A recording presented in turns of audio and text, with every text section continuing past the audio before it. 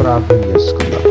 పరమ తండ్రి అయిన దేవా, యేసుక్రీస్తు ప్రభువా, మా ప్రియ రక్షక, ఈ వాక్యము ధ్యానించు ఉండగా మనో ఆత్మ నేత్రములు తెరవండి, వినగల చెవి, గ్రహించగల మనస్సు, అనుసరించి నడుచుకొనగలిగిన జీవితము మాలో ప్రతి ఒక్కరికి మీరు అనుగ్రహించుమని యేసు నామమున ఈ వాక్యము ఉపదేశిస్తున్నాము తండ్రి. ఆమేన్. పరిశుద్ధ గ్రంథములో నుంచి మత్తయి సువార్త మొదటి అధ్యాయము 20 నుంచి 25 వచనాల వాక్య భాగంలో మనం చదివినట్లయితే 24వ వచనం ఒక చక్కటి మాట మనకు బోధిస్తుంది. యోసేపు నిద్ర మేల్కొని ప్రభువు దూత తనకు ఆజ్ఞాపించిన ప్రకారము చేసి తన భార్యను చేర్చుకొనెను. ఆమేన్. ప్రభువు దూత తనకు ఆజ్ఞాపించిన ప్రకారము చేసి, ఎంత చక్కటి మాట కదా. ఆజ్ఞాపించిన ప్రకారము చేయుటయే క్రిస్మస్. అసలు క్రిస్మస్ అంటే ఏంటి? దేవుని ఆజ్ఞకు లోబడమే క్రిస్మస్. క్రిస్మస్ లో అన్ని ఆశ్చర్య కార్యాలే చూస్తారు, అన్ని అద్భుతాలే చూస్తారు. క్రిస్మస్ వర్తమానము ఏ దేశమందు, ఏ రాష్ట్రమందు, ఏ ప్రాంతమందు చెప్పబడ్డా ఆ వర్తమానంలో ఒక అద్భుతమే ఉంటుంది. ఎందుకంటే కన్యక గర్భము ధరించుట అద్భుతము కాదా? ఎలిజబెత్ వృద్ధురాలు, తన వయసంతా కూడా గడిచిపోయిన వృద్ధురాలు గొడ్రాలనబడిన నిందను తొలగించి మరి ఆమె గర్భము ధరించుట అది అద్భుతము కాదా? అద్భుతమా కాదా? ఎక్కడో పుట్టిన యేసేను వెతుక్కుంటూ తూర్పు దేశపు జ్ఞానులు అన్ని నెలలు, అన్ని వారాలు, అన్ని సంవత్సరాలు ప్రయాణం చేసుకుంటా మరి వెతికి వెతికి ఆయన దగ్గరికి చేరడం అద్భుతము కాదా? అప్పుడు గూగుల్ మ్యాప్ లేదండి. అడిగితే గూగుల్ మ్యాప్ పెట్టుకొని రావడానికి కాదు. అప్పుడు కనీసం ఒక బస్సు లేదు, ఒక ట్రైన్ లేదు, ఒక వాహనం లేదు. వారు ప్రయాణం చేయాలంటే ఒంటెలెక్కి, అసలు దారే లేదు. పక్కూరు కాదు వాళ్ళు పోయింది, పక్క దేశము కాదు వాళ్ళు పోయింది. ఎక్కడెక్కడ దూర ప్రాంతాల నుంచి ఒక జ్ఞాని చైనా నుంచి వచ్చాడు, ఒక జ్ఞాని పర్షియా నుంచి వచ్చాడు, ఒక జ్ఞాని అరేబియా నుంచి వచ్చాడు, ఒక జ్ఞాని భారతదేశం నుంచి వచ్చాడు. వివిధ ప్రాంతాల నుంచి అనేక మంది జ్ఞానులు తరలి తరలి తరలి వాళ్ళందరికీ ఉన్న ఒకే ఒక దిక్సూచి ఆకాశమున వెలిసిన తార. ఆమె ఎవరంటే వాళ్ళందరికీ దారి చూపిన దిక్సూచి ఒకే గూగుల్ మ్యాప్ ఎవరు వాళ్ళకు. కాబట్టి పగలు ప్రయాణం చేయడానికి అవకాశం లేదు. పగలంతా టెంట్లు వేసుకొని, డేరాలు వేసుకొని వాళ్ళు, వాళ్ళతో వచ్చిన గొర్రెలు, వాళ్ళతో వచ్చిన గుర్రాలు, వాళ్ళతో ఉన్న ఒంటెలు తినడం, కాసేపు విశ్రాంతి తీసుకోవడం. మళ్ళా సాయంత్రం ఎప్పుడైతే పొద్దు పొడుస్తుందో మళ్ళా వెంటనే ఆకాశంలో నక్షత్రం కనిపించేది. అట్లా ఒక్కరోజు ప్రయాణం కాదు, 2 రోజుల ప్రయాణం కాదు. భారతదేశం నుంచి ఏకంగా అక్కడికి వెళ్ళిన జ్ఞాని ఆయన చేసిన ప్రయాణం 16 నెలలు అని చరిత్ర గ్రంథాలు చెప్తూ ఉన్నాయి. ఎన్ని నెలలు చేశారట ప్రయాణం? ఒక్కరోజు సువార్తకు వచ్చిపోతే కాళ్ళు వాసినాయి, ఏళ్ళు వాసినాయి, చలి పెట్టింది, చేతులు పగిలినాయి, మూతి పగిలింది, ముక్కు పగిలింది, ఎన్నెన్నో సాగులు చెప్తావు. ఒకరోజు సువార్తకి, ఒకరోజు ప్రయాణానికి. వాళ్ళ ప్రయాణం ఈ చలిలో పగలెక్కువ చలి ఉంటుందా, రాత్రి ఎక్కువ చలి ఉంటుందా? ఇప్పుడు ఆ రాత్రిపూట ఆ చలిలో వాళ్ళు బయలుదేరి ప్రాంతము కాని ప్రాంతము, ఊరు కాని ఊరు, దేశము కాని దేశము, భాష కాని భాష, ఆ రాత్రిపూట ఎన్ని అడవి మృగాలు, అరణ్య మృగాలు వాళ్ళు తప్పించుకొని, విష సర్పాలను తప్పించుకొని, దారి దోపిడీదారులు, దుండగులను తప్పించుకొని మరి వాళ్ళు ముందుకు సాగుతూ సాగుతూ సాగుతూ ఆ బాలయేసుని చూచి తరించి మొక్కిరి. హల్లెలూయా. క్రీస్తు కోసం వాళ్ళు ఎంత ప్రయాసపడ్డారు చూడండి ప్రియులారా. యేసు క్రీస్తు ప్రభు యొక్క జన్మంలో అన్ని అద్భుతాలే కనపడతాయి. ఊరు బయట ఎక్కడో గొర్రెలు కాసుకునే గొర్రెల కాపర్లకు దేవదూత కనపడడం ఏంది, వర్తమానం వేయడం ఏంది, రాత్రికి రాత్రి వాళ్ళు ఈ చలిలో పరిగెత్తుకుని పోయి బాలయేసుని పూజించి తరించడం ఏంటి? ఆమేన్. కాబట్టి యేసు ప్రభు యొక్క జీవితంలో పుట్టుక నుంచి అద్భుతాలే, ఆశ్చర్య కార్యాలే. ఆయన ఆజ్ఞకు లోబడుటయే క్రిస్మస్ అనేది ఈ రాత్రి దేవుడు మనతో మాట్లాడబోయే ఒక విషయం. కాబట్టి ఈ క్రిస్మస్ సందేశంలో మనం గమనిస్తే యోసేపు యొక్క జీవితం మనకు బోధిస్తూ ఉన్నది. యోసేపు మరియ గర్భవతి అని గమనించి ఆమెను అవమానపరచనులక రహస్యంగా ఆమెను విడనాడవలనని యోసేపు తలంచెను. కానీ ఆ రాత్రే స్వప్నమందు గ్యాబ్రియేల్ అనే దేవదూత యోసేపునకు కనిపించి, యోసేపు, నీవు తలంచుచున్నట్టుగా మానవ తలంపులతో మరియను చూడబాకు. మరియ పరిశుద్ధాత్మ ద్వారా గర్భము ధరించెను. ఏ పురుషుడు కూడా మరియను తాకలేదు. మరియ పరిశుద్ధురాలు, మరియ పవిత్రురాలు. మరియను లోకస్తుల వలె, అందరి స్త్రీల వలె నీవు ఆలోచన చేయవద్దు. ఆమె ప్రత్యేకించబడిన కన్యక, ఆమె క్రీస్తు కోసం ఏర్పాటు చేయబడ్డ కన్యక. కాబట్టి పరిశుద్ధాత్ముడు ఆమెను ఆవరించగా ఆమె గర్భము ధరించినది. కనబోవాడు సామాన్యుడు కాదు, ఆయన సర్వలోక మానవాళి యొక్క రక్షణ కోసం పుట్టే శిశువు. కాబట్టి ఆయనకు యేసు ఏమని పెట్టాలి పేరు? యేసు. యేసు అనగా ఎవరండి? యేసు అనగా రక్షకుడు అని అర్థం. కాబట్టి ప్రియులారా, ఎప్పుడైతే ఈ మాటలు విన్నాడో యోసేపు యొక్క మనసు మారిపోయింది. నేనెంత చండాలంగా ఆలోచన చేశాను, ఒక మామూలు మనిషిగా ఆలోచన చేశానే గాని నిజముగా దేవుని కుమారుడి వలె, ఒక విశ్వాసి వలె, ఒక మన దేవుని నమ్మిన వాడి వలె నా ఆలోచన, నా తలంపులు రాలేదు అని వెంటనే దేవుడు చెప్పిన మాటకు, ఆజ్ఞకు ఆయన ఏం చేశాడు? లోబడి మరియను చేర్చుకున్నాడు. యేసును కనువరకు ఆమె మరియను ఎరగకుండెను. ఎంత చక్కని మాట కదా! యేసును కనువరకు ఆమె మరియను ఎరగకుండెను. శారీరకంగా కలవలేదు. యవనస్తులైనా స్త్రీ పురుషులు కలిసి బ్రతికారు కానీ మరి ఏమాత్రం కూడా శరీర సంబంధాన్ని ఆమె తన భార్య అయిన మరియతో పెట్టుకోలేదు. ఎందుకంటే మరియ మోసుస్తున్నది మామూలు వ్యక్తి కాదు కానీ ఆయన సాక్షాత్తు దేవుని కుమారుడు. ఎవరండి? సాక్షాత్తు. ఇదే విషయం మరియ దగ్గర కూడా జరిగింది. మరియకి ఎప్పుడైతే మరి గ్యాబ్రియల్ అనే దేవదూత, ఇదిగో నీవు గర్భము ధరించి కుమారుని కంటామని చెప్పిందో, అయ్యా నేను పురుషుని ఎరగని దానిని ఇది ఎలా సాధ్యం? ఇది దేవునికి సాధ్యం, మనుషులకు అసాధ్యము, కానీ ఇది దేవునికి సాధ్యము. పరిశుద్ధాత్మ నేను కమ్మగా నువ్వు గర్భవతి అవుతావు. మరి యాక్సెప్ట్ చేసింది. ఆ మాటకు లోబడ్డదా లేదా? లోబడ్డదా లేదా? మరియ లోబడ్డది కాబట్టే స్త్రీలలోనే ఆమె ధన్యురాలనబడ్డది. ఆమె ఆ రోజు మరియ లోబడకపోతే ఏసే పుట్టికేం ఆగదండి. మరియ కాకపోతే ఇంకొక పరిశుద్ధురాలను దేవుడు ఎక్కడో ఒక దగ్గర వెతికేవాడు. ఆయన రావాలనుకున్న సమయానికి ఆయన వచ్చే దేవుడు. కాలములు సమయములు ఆయన చేతులలో ఉన్నవి. ఆయన ఎన్నుకున్న వాళ్ళకు ఒక అవకాశాన్ని ఇస్తాడు. ఆయన ఏర్పాటు చేసుకున్న వాళ్ళకు ఒక అవకాశాన్ని ఇస్తాడు. ఆ అవకాశాన్ని నీవు సద్వినియోగం చేసుకుంటే ఆయన యొక్క ఘనత కోసం ఆయన నిన్ను ఒక సాధనంగా వాడుకుంటాడు. ఆమేన్. కాబట్టి ప్రతి క్రిస్మస్ లో యోసేపు చరిత్రలోకి వస్తాడు, మరియమ్మ చరిత్రలోకి వస్తుంది, జకర్యా చరిత్రలోకి వస్తాడు కదా, మరి ఎలిజబెత్ చరిత్రలోకి వస్తుంది.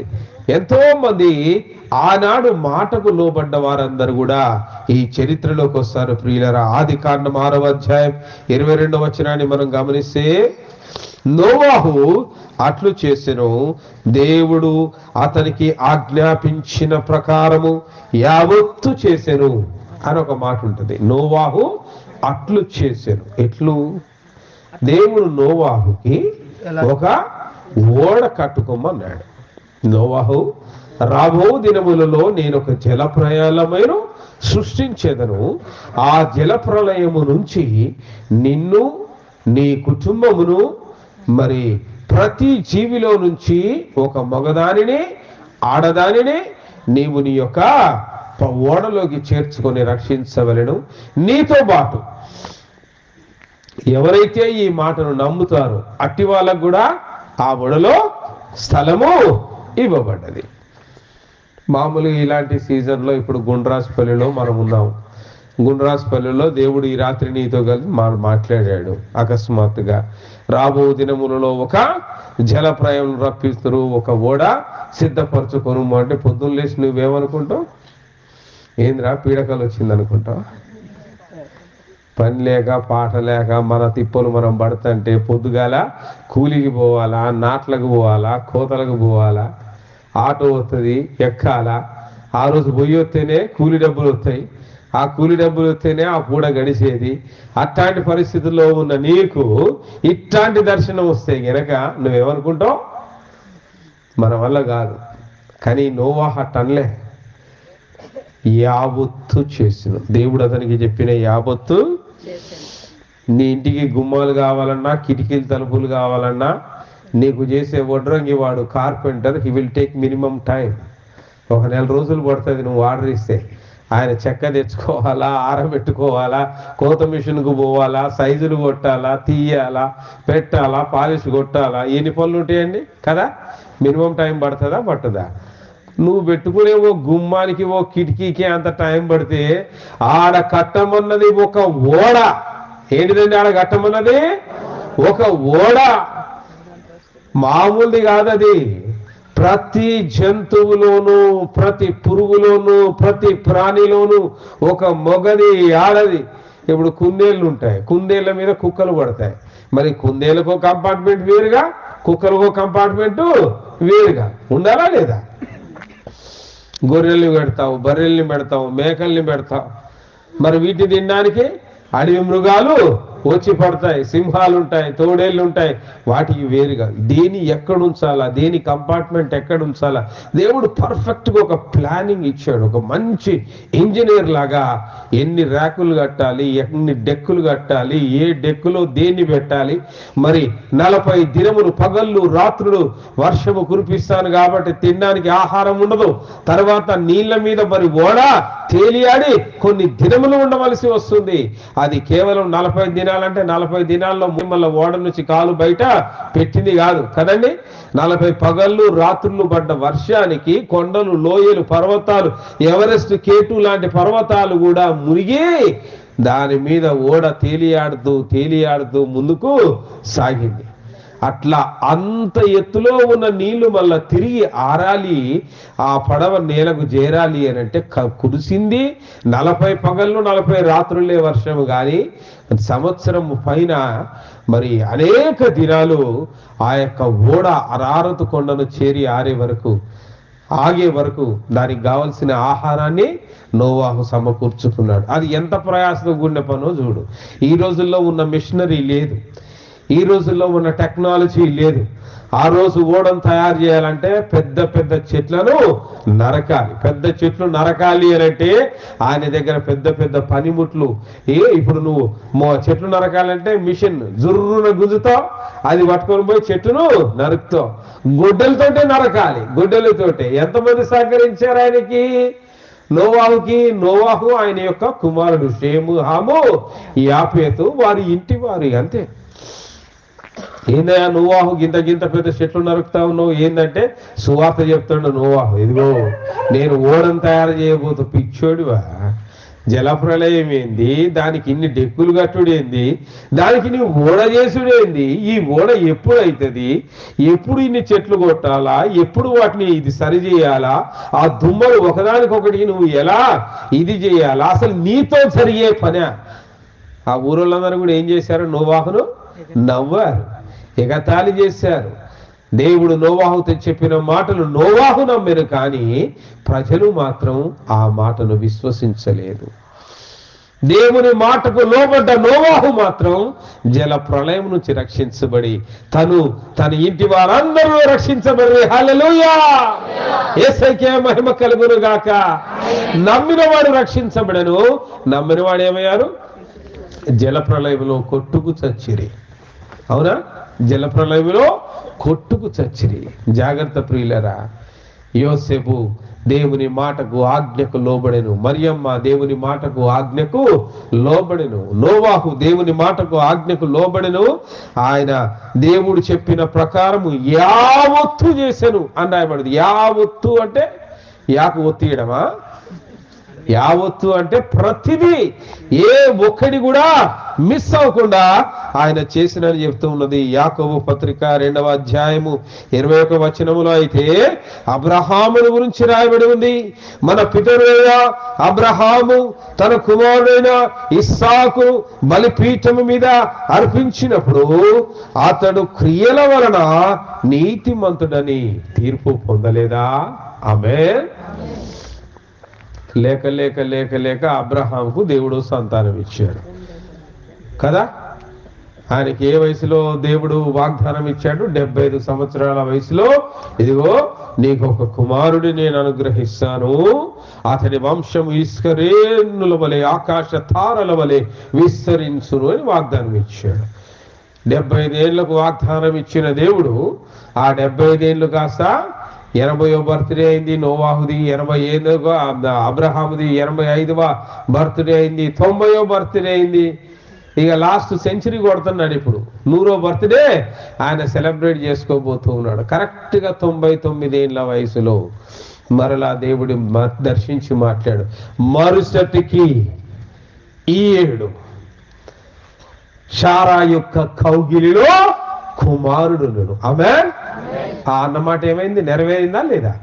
నెరవేరిందా లేదా? సరిగ్గా 100 ఏళ్ల వయసులో అబ్రహాము కుమారుని కనెను. ఆమేన్. ఆయనకు ఇస్సాకు అని పేరు పెట్టెను. హల్లెలూయా. ఆ కుమారుడు పెరిగి పెద్దవాడైన తర్వాత దేవుడు అబ్రహామును పరీక్షించదలిచెను. అబ్రహాముతో మాట్లాడాడు ఒక దినాన, అబ్రహామా అని పిలిచే, చిత్తము ప్రభువా, నీకొకగా ఒక కుమారుడైన ఇస్సాకుని నా కోసం బలిగా తేగలవా?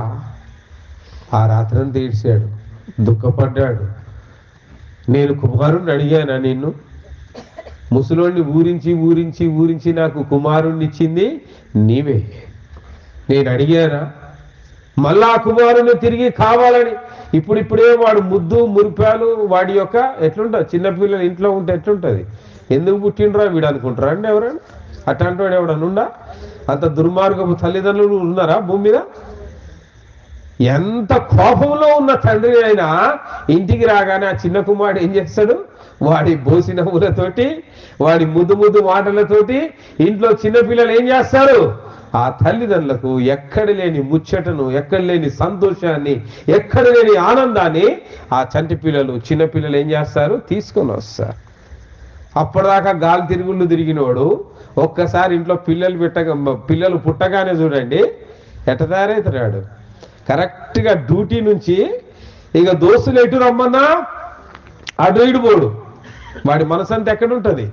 ఇంటికి పోవాలా, వాడి బిడ్డతోటో వాడి కొడుకుతోటో సమయం గడపాలా, వాడితో. ఇక మిగతా ఏముండవు. No other navigations. ఫంక్షన్లు పక్కకే పోతాయి, పెళ్లిళ్ళు పేరంటాలు పక్కకు పోతాయి, దోస్తులతో సమయం పక్కకు పోద్ది.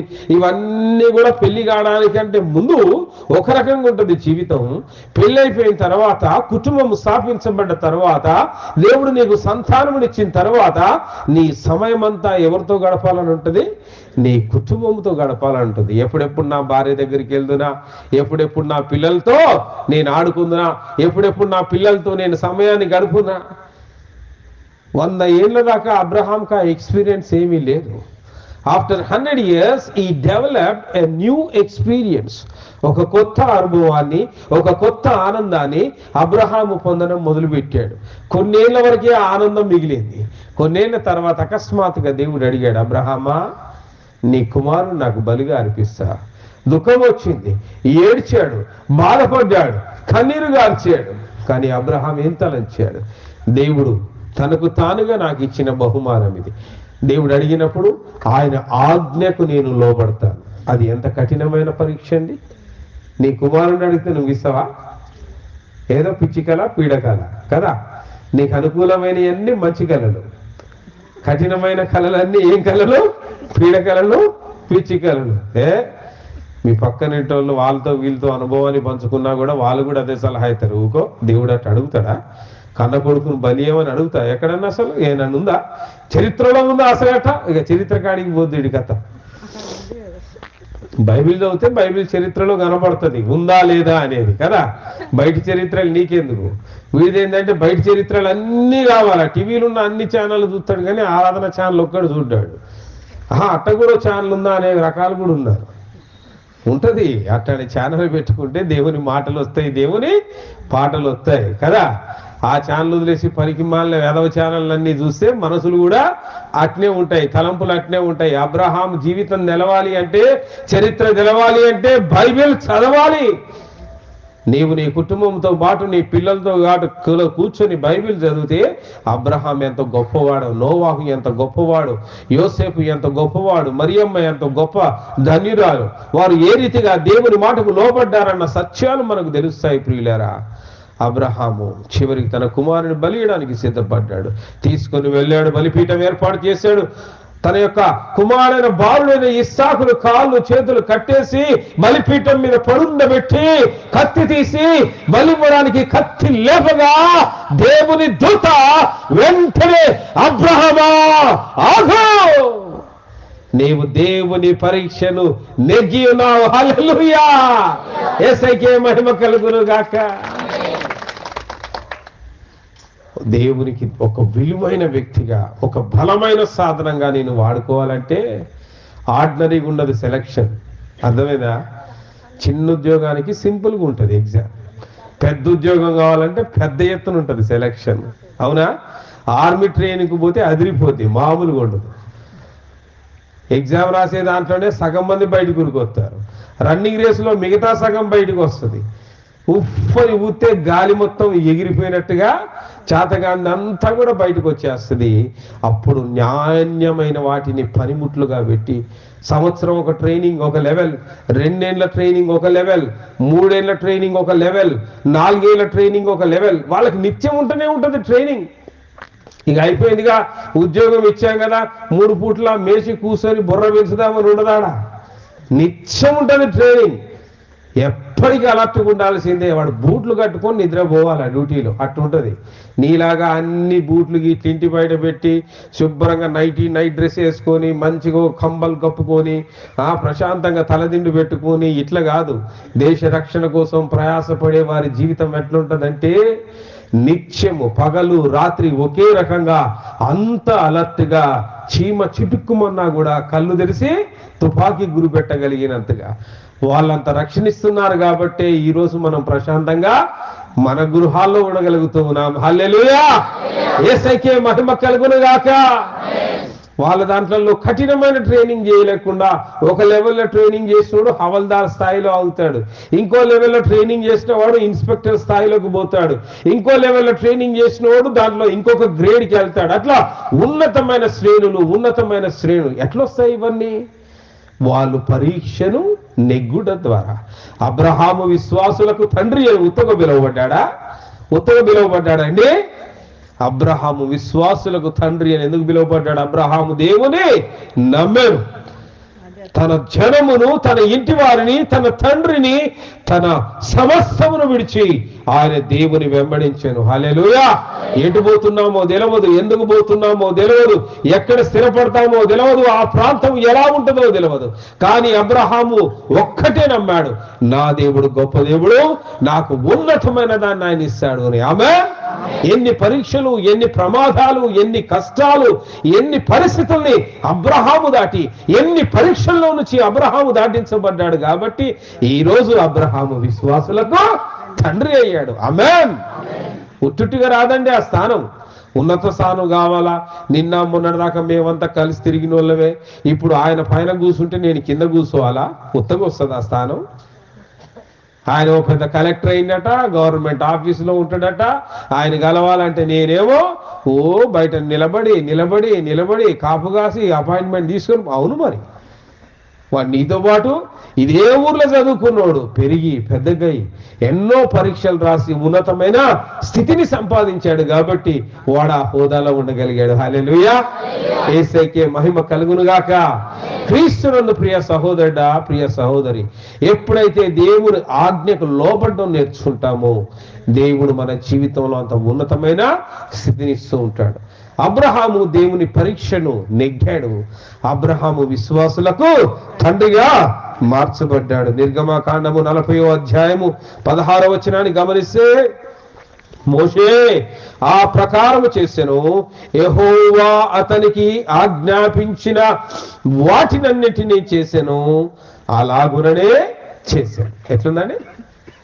యెహోవా దేవుడు మోషేకు ఏమేమి ఆజ్ఞాపించాడో ప్రతిదీ కూడా ఏది తూచా తప్పలే. ఇవే చేస్తా ప్రభు, ఇక మిగతా నేను చేయలేను అట్లా కాదు, కాంప్రమైజ్ అవ్వలే. దేవుడు చెప్పిన ప్రతిదీ కూడా 10 ఆజ్ఞల పలకలు రాయడానికి ఎన్ని రోజులు పట్టిందండి వాళ్ళకు? 40 రాత్రింబగలు 40 దినాలు. పడుకుండా అనుకున్నావా మోషే? రాత్రి పూట పడుకుండా అనుకున్నావా? 40 దినాలు ఆయనకు తిండి లేదు, తాగడానికి లేదు, నిద్ర లేదు. అర్థమైందా? 40 దినములు మోషే దేవునితోటి గలిపాడు. 40 దినాలు మోషే ఎవరితో గలిపాడండి? దేవుడితోటి. లోక మానవుడిలాగా పడుకున్నాడా, లేచాడా, 3 పూటలు తిన్నాడా, ఇట కాదు. మోషే గడిపింది 40 దినాలు రాత్రి మగళ్ళు దేవునితోటి గలిపాడు. ఈ 40 దినాలు రోజులు ఎట్లా గలిసిపోయా కూడా మోషేకు అర్థం కాలేదు. 40 దినమున చివరి దినమున ఆయన కొండ మీద నుండి 10 ఆజ్ఞల పలకలను తీసుకొని కిందికి వస్తుంటే మోషే యొక్క ముఖము ఎట్లయిందట? ఆ దేవుని వెలుగులో 40 దినములు గలిపిన ఆయన ముఖము తేజస్సుతో నిండుకొని దైవ స్వరూపములో సాక్షాత్తు మోషే ప్రజలందరికీ దర్శనాన్ని ఇచ్చాడు. ఆమేన్. యేసయ్యకే మహిమ కలుగును గాక. మోషే ఆ రీతిగా దేవుడు ఏం చెప్పాడో అది చేశాడు. ఎప్పుడైతే ఆయన కిందికి వచ్చి చూశాడో అహరోను మరియు మిగతా ఇజ్రాయేలు ప్రజలు బంగారు దూడను చేసుకొని విగ్రహారాధన మొదలు పెట్టగా ఆవేశంతో మోషే కోపగించి ఆ 10 ఆజ్ఞల పలకలను వారి తట్టు విసరగా పలకలు ఏమైనాయి? అయ్యో పాపం, పలకలు పగిలిపోయినాయిగా, అతికి చిత్తదా మోషే అన్నాడు దేవుడు. నువ్వు ఆవేశం ప్రదర్శించినందున మళ్ళెన్ని రోజులు పట్టింది? మళ్ళీ 40 దినాలు పట్టింది. మళ్ళా పైకి పోయి మళ్ళా దేవునితో 40 దినాలు. 10 ఆజ్ఞలు రాయడానికి 40 దినాలు ఎట్ట పట్టిందండి? ఆ ఆజ్ఞలు మోషే ఉలిపెట్టి చెక్కినది కాదు. ఆ ఆజ్ఞ దేవుడే స్వయాన తన వ్రేలుతో ఆ యొక్క పలకల మీద రాసి ఇచ్చాను. హల్లెలూయా. అట్టి పరిశుద్ధత కోసం, అట్టి నిరీక్షణ కోసం, అట్టి ఓపిక కోసం, అంత ఉన్నతమైన స్థితి కోసం మోషే అన్ని దినములు దేవునితో సహవాసము చేయవలసి వచ్చింది. హల్లెలూయా. కాబట్టి ప్రియులారా, God never compromise in the holiness. పరిశుద్ధత విషయంలో దేవుడు ఎప్పుడు కూడా కాంప్రమైజ్ కాడు. ఎవరిని కాంప్రమైజ్ కాడు.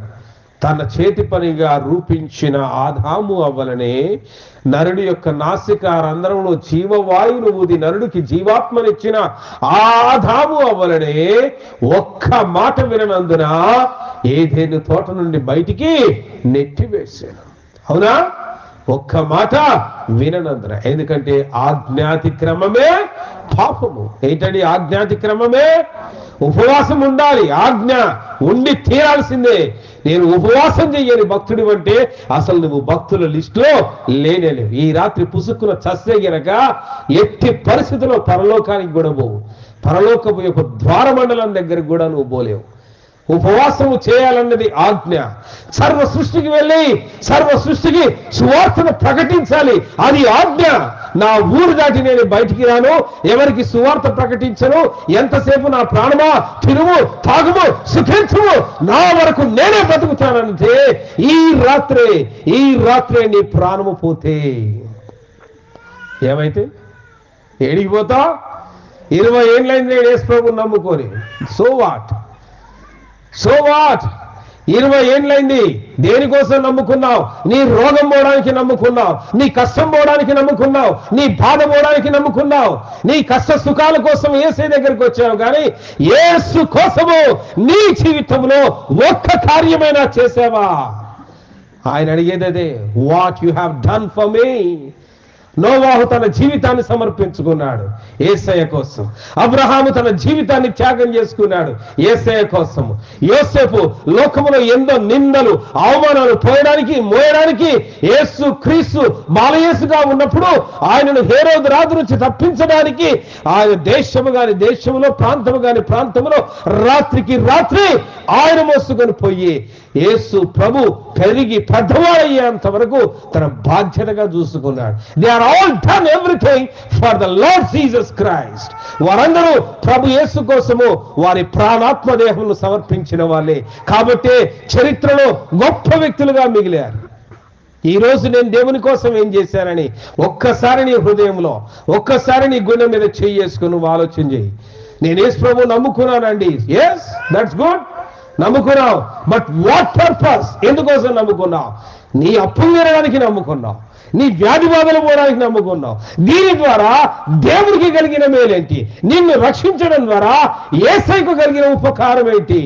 ఎంతో మంది గొప్ప గొప్ప అగ్రకనుస్తులుండగా, మంచి విద్యావంతులుండగా, ఎంతో మంది ప్రసిద్ధులు ప్రవీణులుండగా, ఎన్నిక లేని నిన్ను పెంట కుప్ప మీద నుండి దీనుల్ని పైకి లేవనెత్తినట్టుగా దేవుడు నిన్ను ఏర్పాటు చేసుకుని నిన్ను లేవనెత్తితే, నా ప్రాణమా తినుము తాగుము సుఖించుము, లోకములో తిందాం సంపాదించుకుందాం లోకములో బతుకుదామని అనుకుంటున్నావా? If you die this night where you will go? God is asking a rich man. ఒక ధనవంతుడు ఇలాగే ప్రాణమా తినుము తాగుము సుఖించుము అన్నాడట. ఆ ధనవంతుడితో దేవుడు ఏమంటున్నాడు? ఓరే వెర్రివాడా, ఈ రాత్రి నీ ప్రాణము నేను అడిగినా నీ సంపాదన ఏడుమవును? ఇల్లు సగం కట్టావు, స్లాబ్ ఏదే, ఎడిపోద్ది, నువ్వే పోయావు, ఇంకెక్కడిది నీ ఇల్లు? చాలా మంది వారి తీరిక సమయాల్లో దేవుని దగ్గరకు వస్తారు కానీ దేవుని కోసం తీరిక చేసుకోరు. చాలా మంది చేసే పొరపాటు, మళ్ళీ పైకి చెప్తారు మేము దేవుని కోసం అది చేసాము ఇది చేసాము అది చేసాము. So what? అన్ని నీ కోసం స్వార్థంతో చేసుకున్నావు. ప్రియ సహోదరుడా, ప్రియ సహోదరి, అన్ని నీ కోసం చేసుకున్నాయి. ఈ రాత్రి నేను పరీక్షించుకోవాల్సింది, దేవుని కోసం నేను ఏమి చేశా, ఎంత ఖర్చు పెట్టా, ఎంత దూరం ప్రయాణం చేశా, ఎంత ప్రయాసపడ్డా. Calculate your self. ఈ రాత్రి పరీక్షించుకో. The God is asking you. దేవుడిని అడుగుతూ ఉన్నాడు, ఏం చేశా దేవుని కోసం? ఇల్లు వదలకుండా ఎంతసేపు నా సంపాదన, నా ఇల్లు, నా కుటుంబం, ఇదే బతుక? They won't go to heaven. ఇట్లాంటి వారు పరలోకమునకు వెళ్ళరు. అట్టి అర్హత వారికి లేదు. దేవుడు కఠినంగా చెప్పేస్తాడు, ఎంట్రెన్స్ దాకా పోవు. నేను ఇంత సంపాదించిన, ఇన్ని ప్లాట్లు ఉన్నాయి, అన్ని పొలాలు ఉన్నాయి, ఇంత వెండి బంగారం ఉన్నది, ఊర్లో ఇంత ప్రసిద్ధి ఉంది, ఇన్ని డిగ్రీలు ఉన్నాయి, నా దగ్గర ఇంత హోదా ఉన్నది, నాకు ప్రభుత్వం నన్ను ఇంత ఉన్నతమైన వ్యక్తిగా నన్ను గౌరవించి 3-4 శాల్వాలు కప్పి పెద్ద స్టేజ్ మీద పెద్ద సత్కారాలు చేసింది. So what? Go to hell. Simple word, you will listen.